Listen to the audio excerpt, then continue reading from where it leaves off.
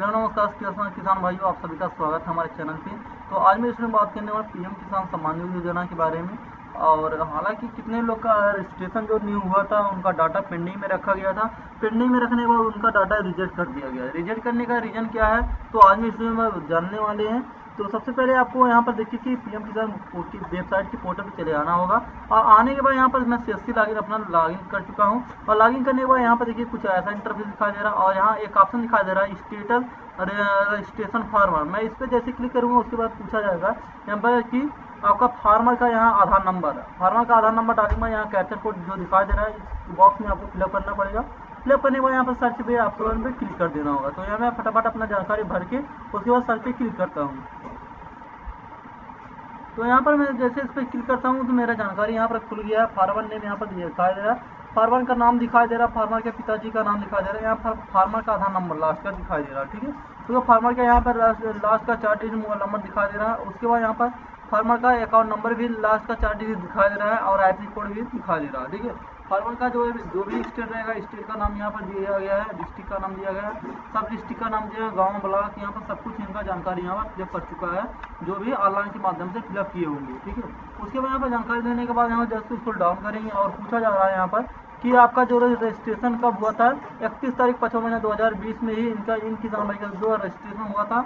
अभी तक इनका जो डाटा पेंडिंग में रखा गया था, डाटा पेंडिंग में रखने के बाद यहाँ पर देखिए कि कुछ दिन के बाद डाटा इनका रिजेक्ट कर दिया गया है। यहाँ पर रिमार्क में देखिए कि क्या क्यों रिजेक्ट किया गया है, रिजेक्ट बाय सब डिस्ट्रिक्ट पब्लिक ब्लॉक। तो यहाँ पर देखिए कि आपको क्या रीजन है कि जो भी आपको सब डिस्ट्रिक्ट या ब्लॉक से आपका डाटा रिजेक्ट कर दिया गया है। तो यहाँ पर रिजेक्ट बाय सब डिस्ट्रिक्ट मतलब कि जो भी होता है सब डिस्ट्रिक्ट मतलब तहसील होता है और आपका डाटा है वो तहसील से आपात के माध्यम से आपका डाटा है वो रिजेक्ट कर चुके मतलब कि किया गया है। और रिजेक्ट करने का यहाँ पर कोई रीजन नहीं दिया गया।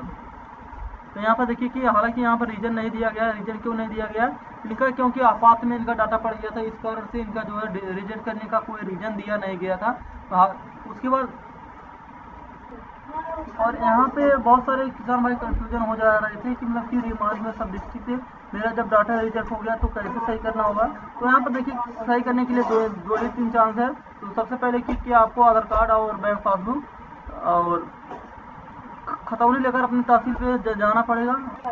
और एक मतलब कि आपको नेपाल से मिलना पड़ेगा, क्योंकि नेपाल के मतलब कि जो भी पात्र रहते हैं एक मतलब कि डाटा बनाएंगे नेपाल के अपने हाथ से। और डाटा बनाने के बाद उसके बाद अपने तहसील में आपको फॉर्म को अपने जो है जहाँ भी पीएम किसान का काम होता है वहाँ पर आपको देना पड़ेगा। उस फॉर्म को देने के बाद आपको डाटा वहाँ से फिर उसके बाद सत्यापन करके आपको मतलब कि कृषि विभाग पे जिले पे भेज दिया जाएगा आपका डाटा। और कृषि विभाग के भेजने के बाद उसके बाद मतलब कि आपका कुछ ही दिन में आपका डाटा यहाँ पे अपडेट हो जाएगा।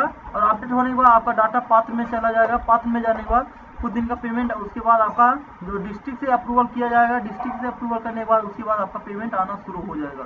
तो यहाँ पर देखिए अगर आपका जो डाटा है और रिजेक्ट हो चुका है सब डिस्ट्रिक्ट से, तो आपको सबसे पहले आधार कार्ड और बैंक पासबुक, उसके बाद खतौनी, 3 को आपको फोटोकॉपी लेकर अपने तहसील पे पहुँच जाना है। तहसील पे पहुँचने के बाद आपको हालांकि नेपाल को मिलना पड़ेगा।